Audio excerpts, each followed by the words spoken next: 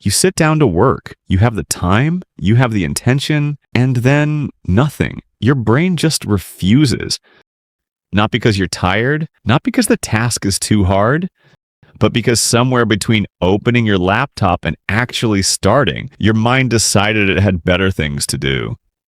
Like, remember that embarrassing thing you said in 2014? Or wonder what you'd do if you won the lottery? Or suddenly become very interested in whether you left the kitchen light on?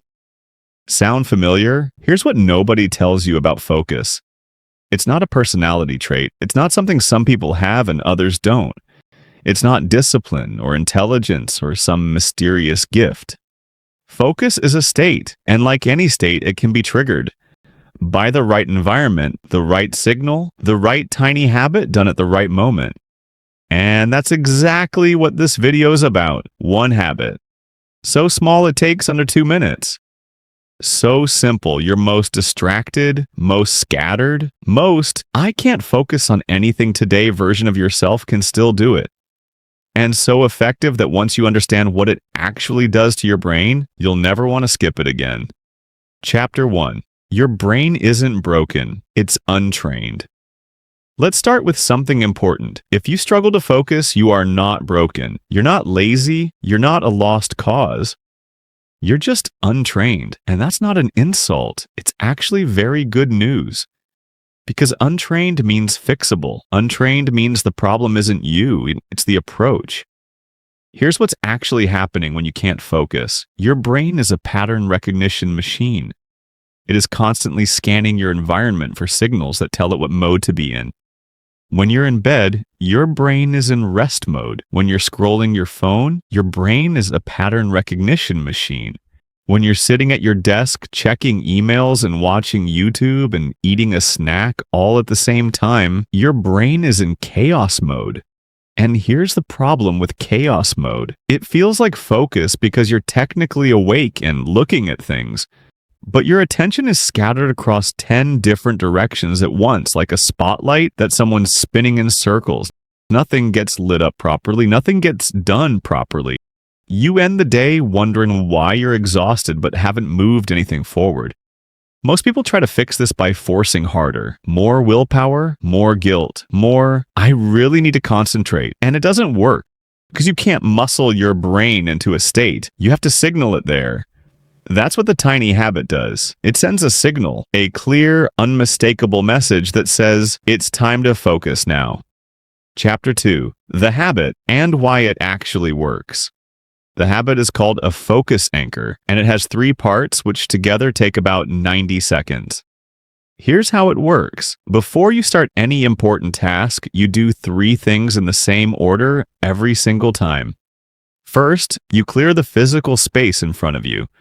Remove anything that isn't related to the task, phone, cup, random papers, anything.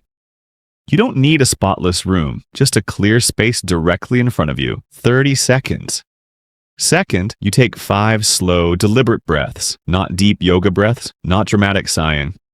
Just 5 slow inhales and exhales, in through the nose, out through the mouth, while you look at the task in front of you, 30 seconds. Third, you say 1 sentence either out loud or in your head. Right now, this is the only thing. That's it. No more complicated than that. Then you begin. Now I know what you're thinking. That's it? That's the habit? That's what I sat through the intro for? And yes, that's it. But before you click away, hear me out. Because the reason this works is not what you think. Chapter 3. What's actually happening in your brain. Let me paint a picture for you. Imagine your brain as a busy office. Dozens of workers running around, each carrying a different task, a different worry, a different distraction. Phones ringing, emails pinging.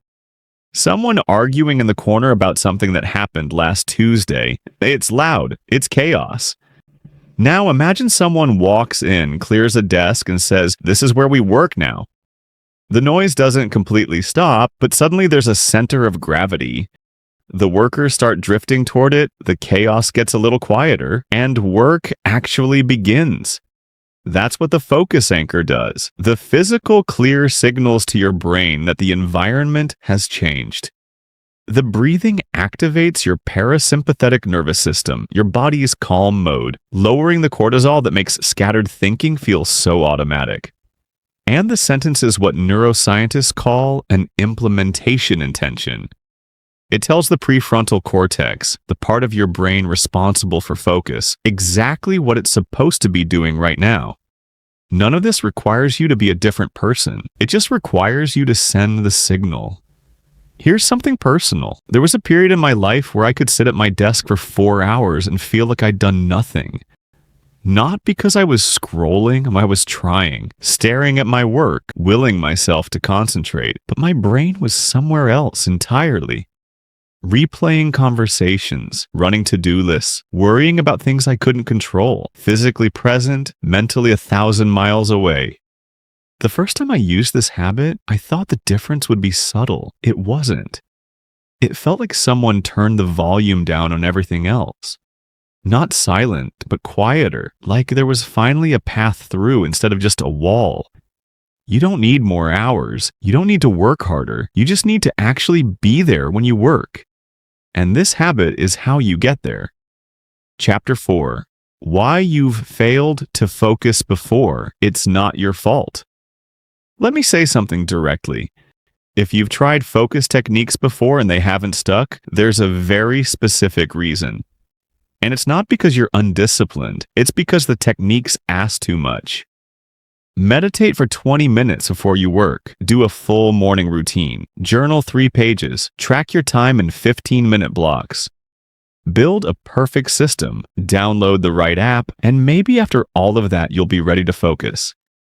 Your tired, overwhelmed, already behind brain takes one look at that list and says, absolutely not. And it's right, because sustainable habits don't start where you want to be. They start where you actually are. That's the entire logic behind the focus anchor. It meets you at the moment you need it with almost no entry cost in 90 seconds that even your worst day can still manage. No setup required, no perfect morning needed. You can do this at 9 a.m. or 2 p.m. or 11 p.m. when you're finally sitting down to do the thing you've been avoiding all day. It works every time because the signal is the same every time. Your brain is not looking for motivation, it's looking for a pattern it recognizes. Give it the same signal consistently. Clear the space, breathe, say the sentence. And within days, just the act of clearing the space starts to pull your mind toward focus automatically. The habit trains the state. Chapter 5. What this looks like when it's working and when it isn't. Let me be honest with you about something. The first few times you do the focus anchor, it might feel a little strange. You'll clear the space and feel slightly self-conscious. You'll take the 5 breaths and your brain will use that exact quiet moment to remember 17 things you forgot to do. You'll say the sentence and immediately think about lunch. That's fine. That's completely normal. And it doesn't mean the habit isn't working. Here's the thing most people get wrong about this. They think focus means silence. They think if their mind wanders during the anchor, they've failed it.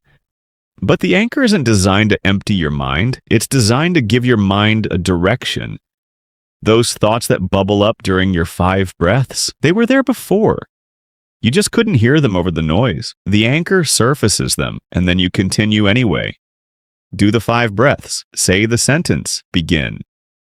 The wandering thoughts don't disqualify the focus. They're part of the process. You're training the brain, not commanding it. Now, let me also tell you what this looks like on a good day, a few weeks in, because that picture is worth holding on to. You sit down, you move your phone to the other side of the room, automatically without thinking about it. You clear the space, automatically without debating it. You take 5 breaths, and somewhere around breath 3, you notice your shoulders drop. Your jaw unclenches. The background noise of your day quiets slightly. You say the sentence. And then something clicks, not dramatically, not like a movie montage, just quietly, like a gear finding its groove. And you begin, and you're actually there when you do. That's the version of you this habit is building toward, not a superhuman. Not someone who never gets distracted, just someone who knows how to arrive. Someone who can sit down and actually show up for their own work instead of being present in body and absent everywhere that matters. That version of you is not far away. It's about 10 days of consistent practice away, which is closer than it sounds. Chapter 6: How to Make It Stick. Here's the truth about habits. They don't stick because you want them to. They stick because you attach them to something that already exists. So, here's how to anchor the anchor. Pick the moment you most want to focus. The start of your work morning, right after lunch, whenever your most important task usually lives. That's your trigger point. Every single time you arrive at that moment, you do the focus anchor first. Before you open anything, before you check anything, before the chaos gets a chance to set in. Not sometimes, every time. Because what you're really building here isn't just a trick for getting started. You're building a new identity. You're becoming someone whose brain associates a specific signal with a specific state. And once that association is built, focus stops being something you have to chase. It becomes something that arrives when you call it. That's the shift. That's the whole game. You are not someone who can't focus. You're someone who hasn't had the right signal yet. Now you do. Closing. 1 habit, 90 seconds, 3 steps. Clear the space. Take 5 breaths. Say the sentence, "Right now, this is the only thing." Then begin. That's it. That's what separates a scattered hour from a focused one. Not willpower, not discipline, not a personality transplant. A signal your brain learns to trust. Try it once today, not tomorrow, not on Monday when you're ready to change your life. Today, on the very next task that matters to you, do the anchor first. See what happens. Because focus isn't something you have, it's something you create, and now you know exactly how.